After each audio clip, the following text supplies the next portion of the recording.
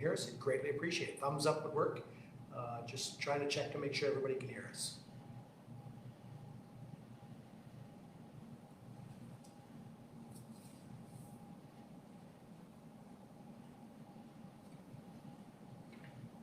Well, according to my clock, I've got 6 o'clock, so let's get started, everybody. Welcome. My name is Brad Bergstrom, and I'm lucky enough to be the superintendent here in Sauk Rapids Rice Public Schools, and we want to welcome you to the May edition of Storm Forecast.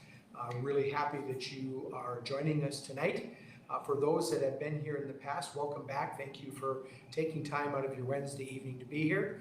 For those who are joining for the first time, welcome. I'm glad that you can be here.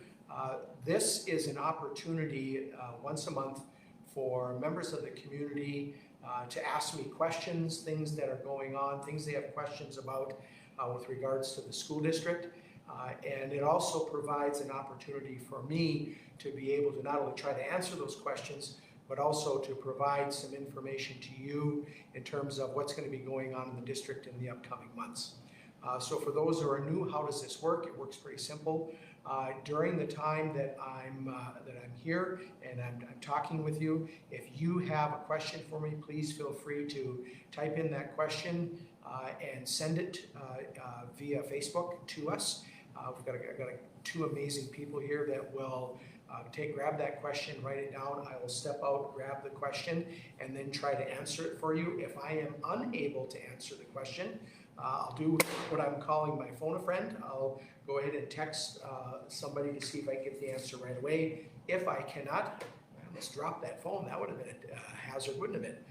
If I can't get the answer right away, I'll be sure and get it to you the next time that we do a storm forecast. So with that, I'm going to go ahead and get started. Again, if you have any questions, please feel free to type them in and send them to us, and I'll try to answer them for you. Just as a gentle reminder, we've been really good about this lately, but this is a school district function, and so we want to make sure that questions are appropriate. Keep comments to yourself, please. I'm sure there's places out there that will take those comments. We just want to make sure that we don't have those things happening here during this session of Storm Forecast. So thank you very much for understanding and recognizing that. Let's start with then some recognition dates that I want to pull out. Number one, this last week, last Wednesday, April 24th, was Administrative Assistant Day. And so thank you to all of our admin assistants around the district for the great work that you do every single day. We know that you are part of the heart and soul of our buildings and of the district, and so thank you for all that you do. Then today is Principal Appreciation Day. I get to work very closely with our principals and assistant principals and consider myself very fortunate to be working with such a great team. So thank you to all of our principals and assistant principals across the district. Again, you do great work every single day in meeting the needs of your staff, families, and students. And thank you from the bottom of my heart for all that you do. This coming Friday is Food Service Lunch Hero Day. That's always a fun day to recognize and thank our amazing food service staff for the hard work that they do in providing both breakfast and lunch for our students 172 days a year. So thank you for your great work, and you will be recognized as Food Service Lunch Hero Day this coming Friday, May 3rd. And then on May 6th, it starts Teacher Appreciation Week, where we celebrate all of our certified staff who, again, do amazing work all year long with our students and providing the educational and instructional framework that they do to make sure that our students are getting what they need to be successful, both in the classroom today and also into the future. So we'll start the Teacher Appreciation Week on May 6th. And again, thank you to all of our teachers and certified staff, because you too do great work every single day. I'm looking here, let's see, I have a question.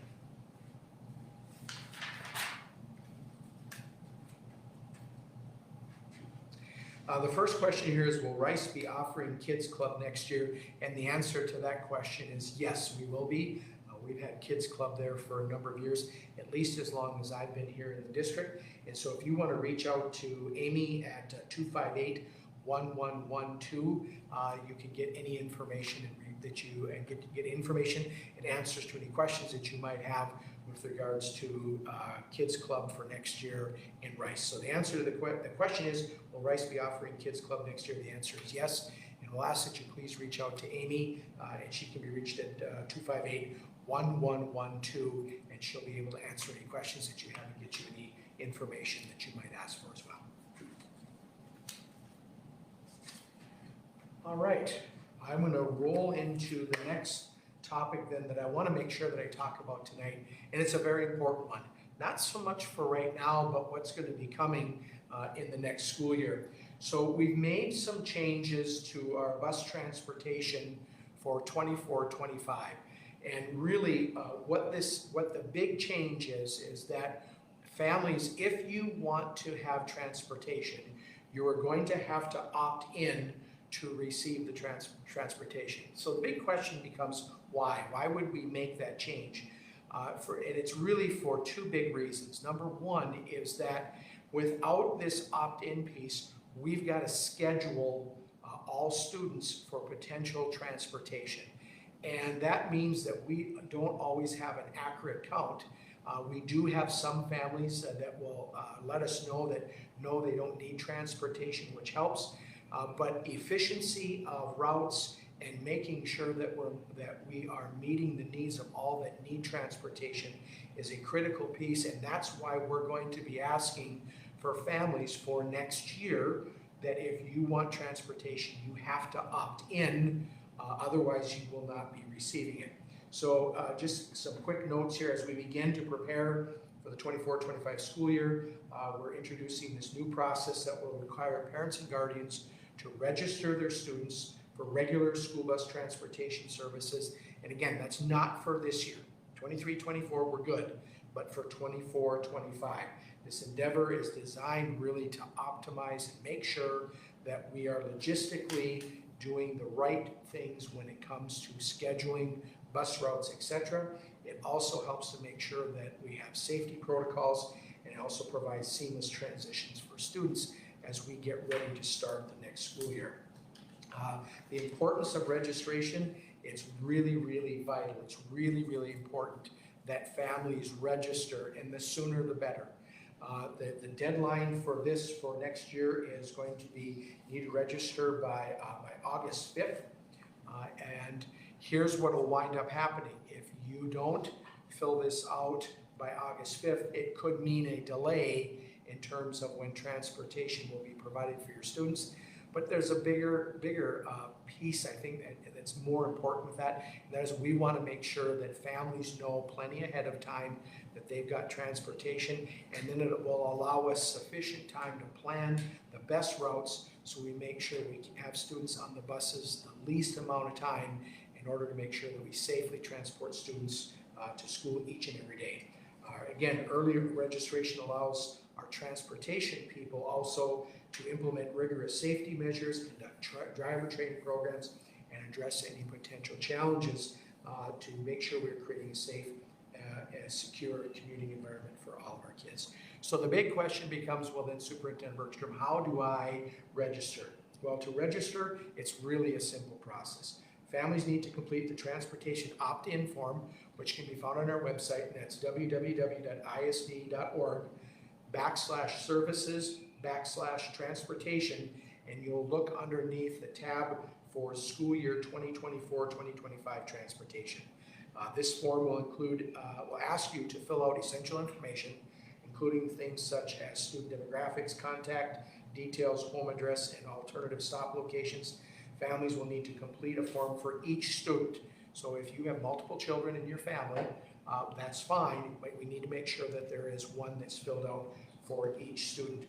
And then just as a reminder, Sauk Rapids Rice Public Schools only provides transportation for students within our school district boundaries.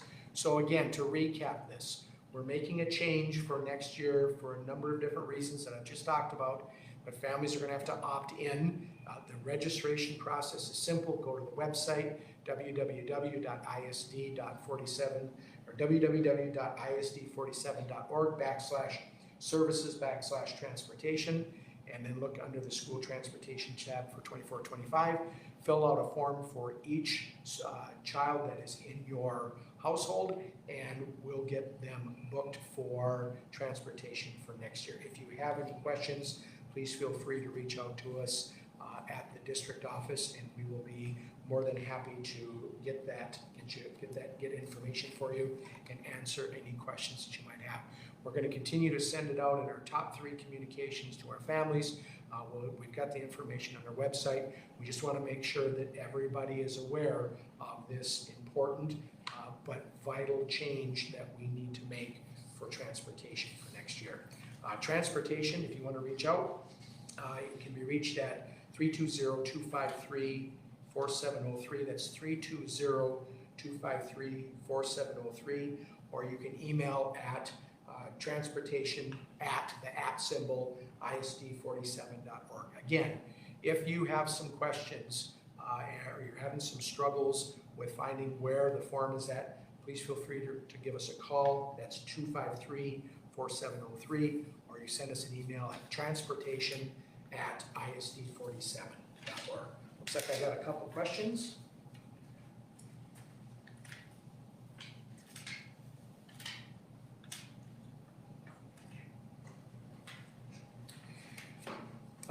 The question here is, I filled out the form but did not receive a confirmation. Is there a way to verify that you received it? You know, that's a great question. I do not know the answer to that. I'm going to send a text message to somebody and see if I can get that answer before everything is done. Okay, hold on 1 second.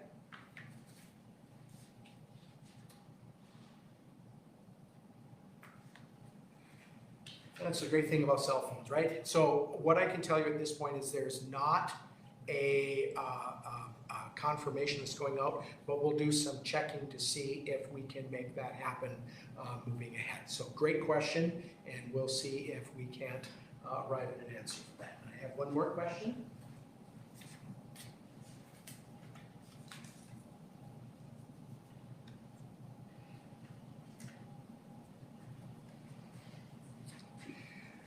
So the question here is, any way to replace the wood chips with rubber mulch at the new PV? Kids keep coming home full of wood chips and it's really hard to get off the clothes.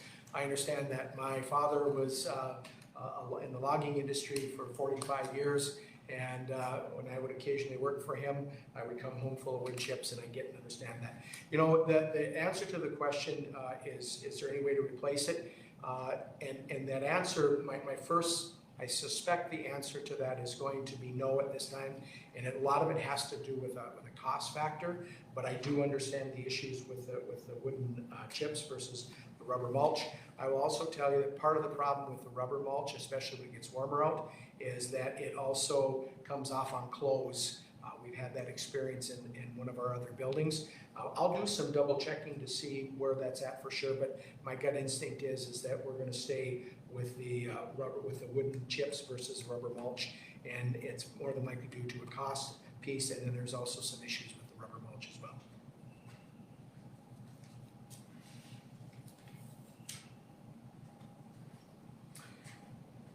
The next question I have here is, what size are the middle school class sizes going to be next year? We're in the process of building the schedule, and here's what I can share with you. What I can share with you is that I've heard some people have said that we're going to have class sizes of 45 at the middle school next year. That is not accurate. I've heard people say that we're going to have class sizes of 40 next year at the middle school. That is not going to be correct. I've also heard the same thing with some of the changes that are happening at the high school. At the high school, our class sizes are going to be up a little bit. They're going to be at 34, and I suspect that will be around 34, 35 at the middle school as well.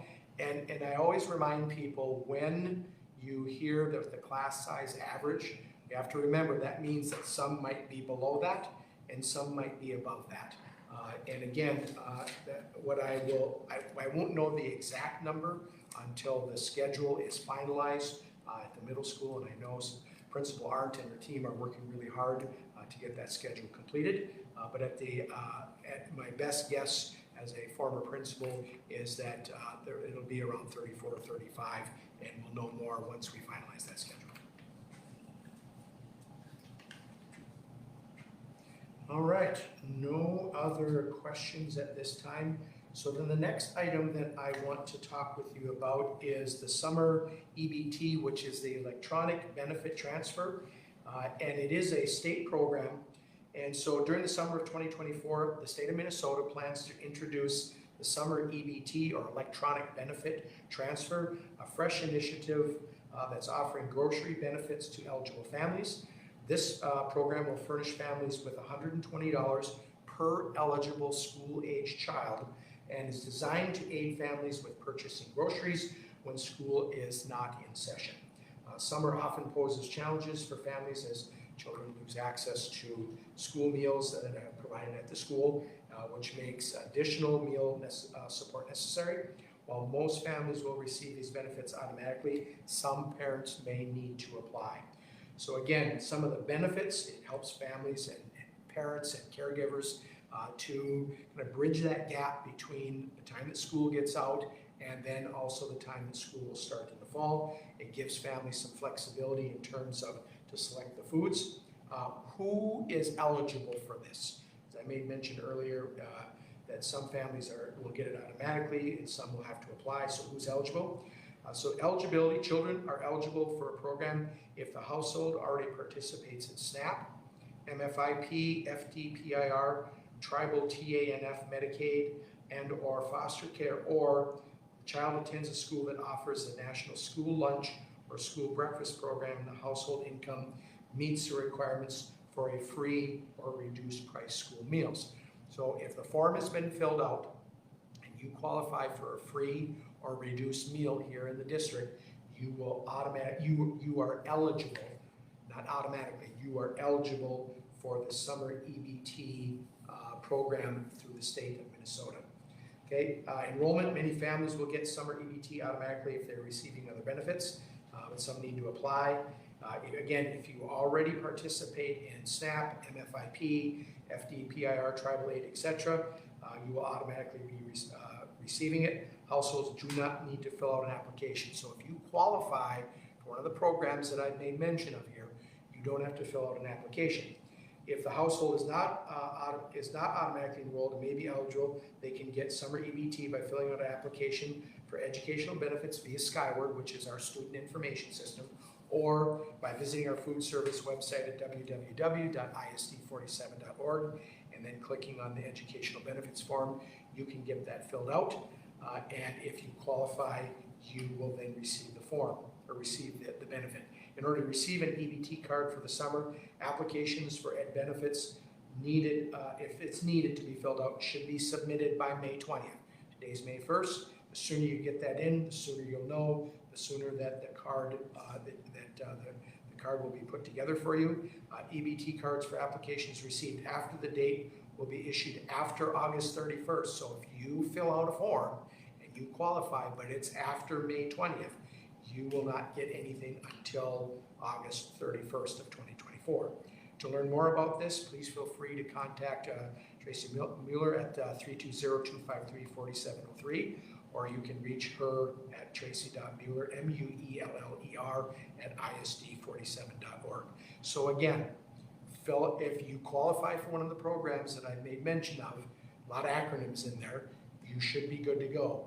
If you don't, and you have not filled out an educational benefits form for the school year, please get that filled out and then get it done by May 20th. That way you will be eligible to receive the benefits, $120 per eligible student throughout the course of the summer. If it is after May 20th, if it's May 21st, you may still qualify, but the benefits will not be issued until August 31st of 2024. So how does this summer EBT program work? The benefits will be provided on a separate EBT card and can be used to buy groceries. Families will receive $120 per eligible student for the summer. Benefits can be used at authorized retailers like grocery stores and farmers markets to purchase healthy foods like fruits, vegetables, meats, and other protein sources, whole grains, and dairy. And there is, if you want more information, go to the Minnesota Department of Education summer website and go to the MDE Summer EBT website, and they will give you more information. So again, Great program for families that might be looking to bridge that gap between the end of the school year and the spring and the start of the fall of 2024. If you qualify for assistance programs, you should be automatically qualified. If you have filled out the educational benefits form, you qualify for free or reduced. You should be good to go. If you don't, if you haven't filled that out and you think you might qualify, go to the website, fill it out, give Tracy a call, 320-253-4703, and she can help walk through that. If you have any questions, get that form filled out, but please do that before May 20th. All right, I'm going to go ahead and talk a little bit about something that I've been asked a number of questions about here in the last several weeks, and the topic is Nerf wars. And I have gotten I've gotten a number of questions from community members talking about Nerf wars, which is, I'll explain a little bit more with that. So what is it? Nerf wars is a competition that students use Nerf guns that shoot Nerf bullets, and the design of the game is to be the last person still alive. If you get hit with a Nerf bullet, then you are out of the competition. And one of the big questions that I get asked is, why is the school sponsoring this? And I want to be crystal clear with everybody. The ISD 47, Sauk Rapids Rice Public Schools, is not sponsoring this. This is something that students and many of their families are aware of. It's happening outside of school time. This is not something that we endorse at all. And again, it occurs outside of the school day. The question that gets asked is, who's playing? It's a number of kids. This is actually something that's going on all across the United States. This is not just something in Sauk Rapids. Even our surrounding communities, this Nerf wars are being played, and it's been done for a period of time. What I get concerned about, why I wanted to bring this up, one, to set the record straight, we don't sponsor it. But while at face value, this appears to be a fun game, a harmless game for kids to play, it is until it isn't. And there are some behaviors that are happening that are very concerning to me. We have cars that are driving at unsafe speeds and doing things that they should not be doing. It is disrupting businesses. There are actually businesses that have had to post signs that says that Nerf war games are not allowed in our business. We have students who are dressing in camo or in darker colors, and they're going through yards. And we also have these Nerf guns that are looking very similar at times to what a real gun looks like. So imagine camouflaged up, it's dark outside, you're wearing darker clothing, you've got a gun that looks like it could be a real gun. It is certainly a concern from my perspective. And my biggest concern is that somebody's going to get hurt. And again, it's great, it's fun till it isn't. And a few years ago, back in 2018, unfortunately in a community here in Minnesota, not ours, and there was 2 students that died in a car accident as a part of the Nerf wars. And I'm not saying this to say that that this has to end right at this instant. I just want parents, and I want our kids who might be listening to this or see this later, to be very aware of the concerns that I have, and to for parents to make sure you're continually talking with your students about how this game works. And again, I want to be really clear with our community. This is not something that we sponsor. Okay? This is not something that we support. This is something that students and their families are a part of, but I do have some concerns, and I would be remiss if I didn't say anything. And again, the concerns I see, drivers driving at speeds they should not be, driving in ways that they should not be driving. It's disrupting businesses. We had a student here in our community that wound up in the emergency room because they got bit by a dog as they were going through a yard. It is something that I really have concerns with, and felt obligated to mention something about this tonight. And so again, I feel like I've shared my piece. If you have any questions, please feel free to reach out to me. I'll try to answer them for you. I have a couple of questions here. I'm going to grab them.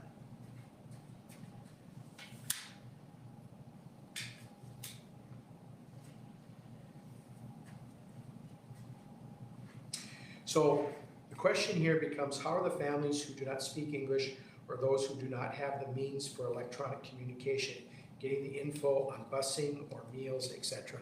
That's a great question. So one of the things that we're trying to do is in many different ways as possible is we are trying to communicate out to our families. We also have staff who work very closely with some of our students who their native language is not English, and they build relationships with those families. And we're hoping that, and that's part of the strategy as well, is to have them communicate. But the other thing that if families have questions about this and English is not their native language, we do have the capacity now, if they want to come into the school where their child's at, we have a translation service that we can access, and we can certainly try to help families work their way through this. It is a constant challenge for school districts with the number of different languages that are spoken, and so we continually try to provide those opportunities for our non-native speakers to learn more about that. And one of the best ways that happens is the relationships that our staff have with those families and making sure that they understand.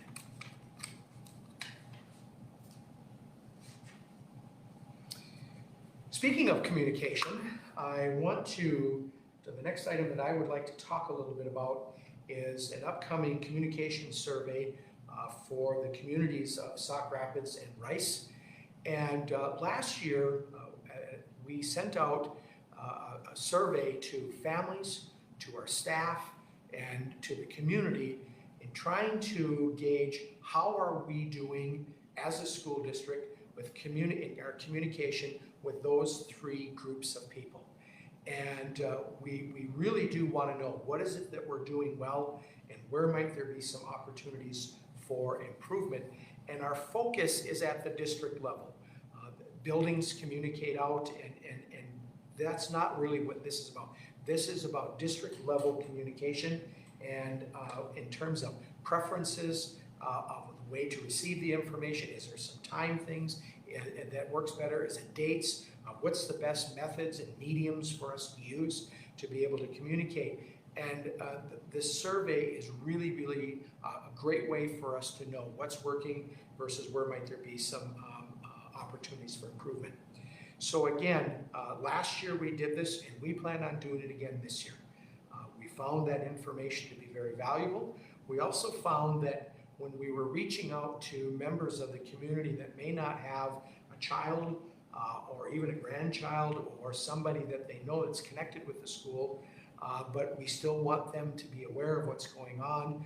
We didn't get as many survey results as what we were looking for, so we're going to try something different, which I'll talk about here in a little bit. But again, the importance of us reaching out and ensuring that the methods of communication that we're using are working for those three key groups. Again, that is our staff, that is our parents and our guardians, and our community members, is critically important for us. So the survey for this year, the dates are going to be May 14th through May 30th, 2024.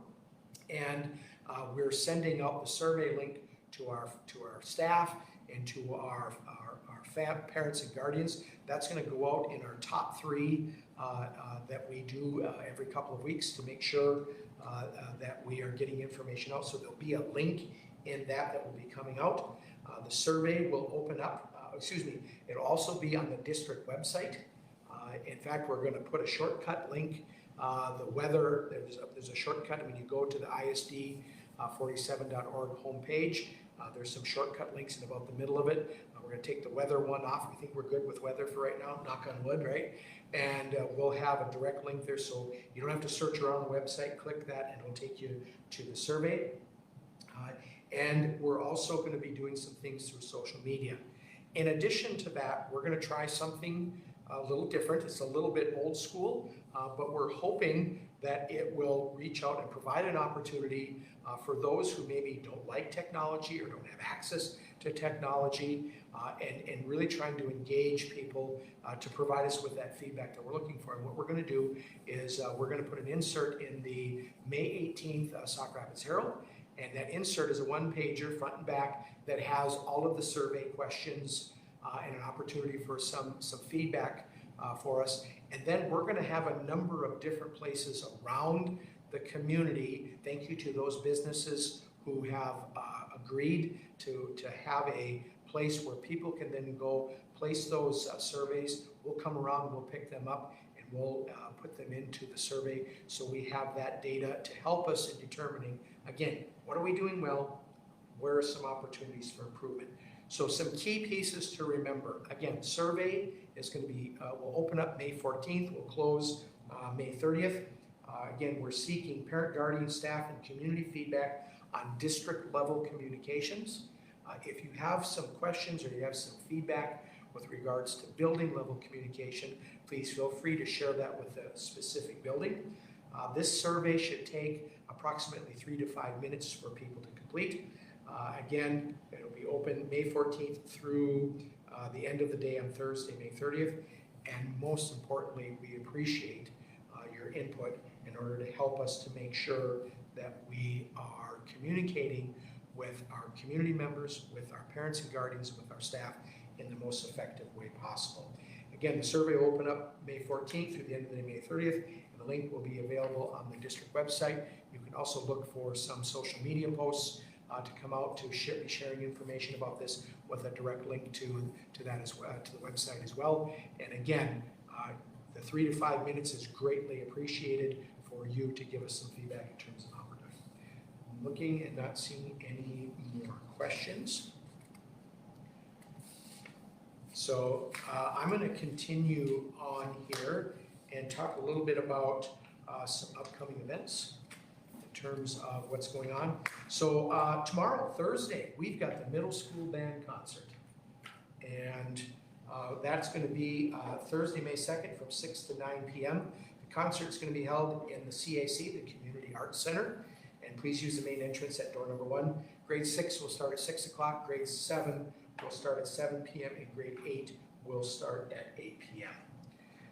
And then another concert, the high school band concert, will be Monday, May 6th. That's going to be from 7 to 8:30. The band concert will be in the Performing Arts Center, or the PAC. Please use door number 6, which is on the west side of the high school. And then we've got prom that's going to be happening Saturday, May 11th. That's just around the corner from 7 to 11. The Grand March will start at 7 o'clock in the Sauk Rapids Rice High School main gym. Students should enter through door number 7 and report to the auxiliary gym. Prom will be held from 8 to 11 in the Commons. And spectators, if you are interested to come and watch the Grand March, please enter through door number 6, and there will be a $1 charge for admission per guest to see the Grand March. Prom is always a great time of the year. It also means that the end of the year is coming up close as well. So again, middle school band concert tomorrow, May 2nd, 6 to 9, grade 6 at 6, grade 7 at 7, grade 8 at 8. It'll be in the CAC, and please enter through main entrance door number 1. And then on Monday, May 6th, we've got the high school band concert, 7 to 8:30, and that will be at the Performing Arts Center. Please enter through door number 6.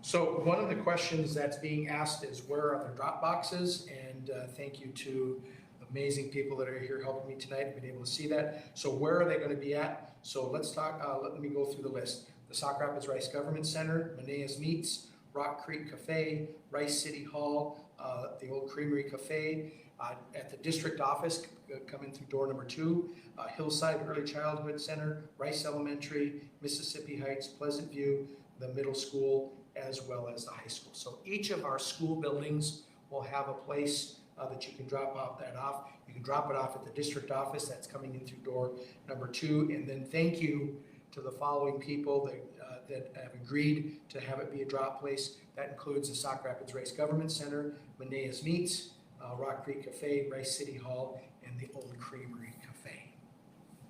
Great question. Thank you.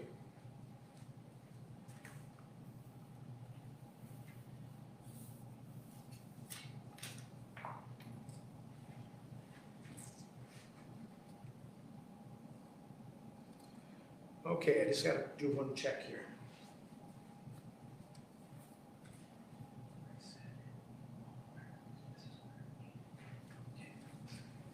All right.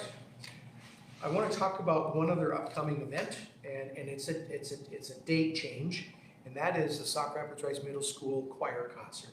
Middle school band concert, or choir concert will be on Monday, May 13th. That is a date change, and that's from 6 to 9 p.m. And again, I'm assuming that, let me look here, let's go to the next page. I've got some notes that will help explain that to me. This concert was originally scheduled for Thursday, May 16th, and has been moved to the 13th.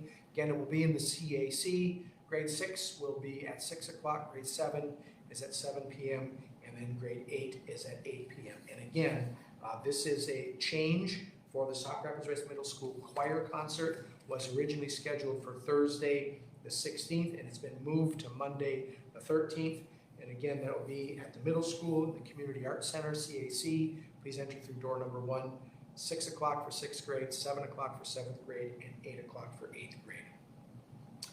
A couple other events that I want to make sure that I talk to you about. At the high school, we're going to have the local scholarship award ceremony. That will be on Wednesday, May 15th from 7:30 to 9. Students who are seniors that have been selected to receive a local scholarship award will be notified to attend this event. Athlete and Performer of the Year finalists will also be recognized, and winners will be announced. It is a great evening to recognize students for their scholarships that they'll be getting, for our Athletes and Performers of the Year finalists, and recognizing who's going to be the winners there. Just a really fun evening. That will be on Wednesday, May 15th, and seniors who have been selected for a scholarship will be notified to attend this event. Back to the concert scene, we've got the high school concert choir on Monday, May 20th. That's from 7 till 8. The concert will be in the PAC, and that will be, again, from 7 till 8. PAC, please enter through door number 6. We've got no school on Monday, May 27th, in honor of Memorial Day. Graduation, May 28th, 7 o'clock at the Herb Brooks National Hockey Center, 1204 4th Avenue South in St. Cloud. Parents and seniors will receive information directly. That is always a great night. Again, graduation this year will be the Monday after Memorial Day. That's Tuesday, May 28th, starting at 7 o'clock, and that's at the Herb Brooks National Hockey Center, 1204 4th Avenue South in St. Cloud. And then last day of school for students will be Thursday, May 30th, and last day for our staff will be Friday, May 31st. Any other questions at this time? I'm not seeing any. I think I've gotten through all of my list. I want to come back and just touch again on one that I think is critically important, and that is the changes to the bus transportation. Families must opt in. Word of mouth from others is a great way for people to hear about this, so please don't be afraid to share this with your neighbors, with friends, parents and guardians of friends of your children.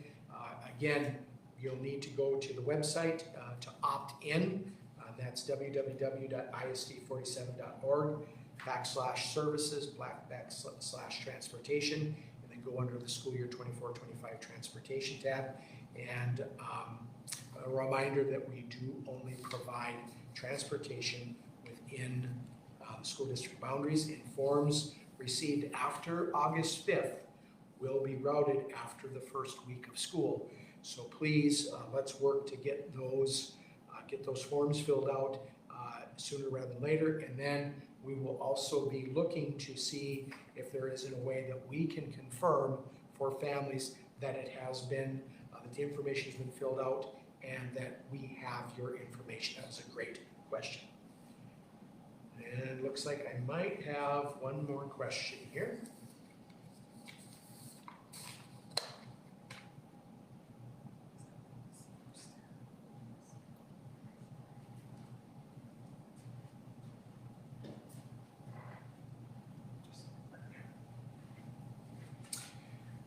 Just clarifying here that the last day of school for staff is Friday, May 31st, and for students, it is Thursday, May 30th.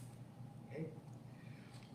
Well, I'm not seeing any other questions, so before I sign off here, just want to let you know that this is the last storm forecast for this year, and we will resume these again for the 24-25 school year, and our first one is going to be on Wednesday, August 7th at 6 p.m. I hope you have a great rest of your evening. Take care and go Storm.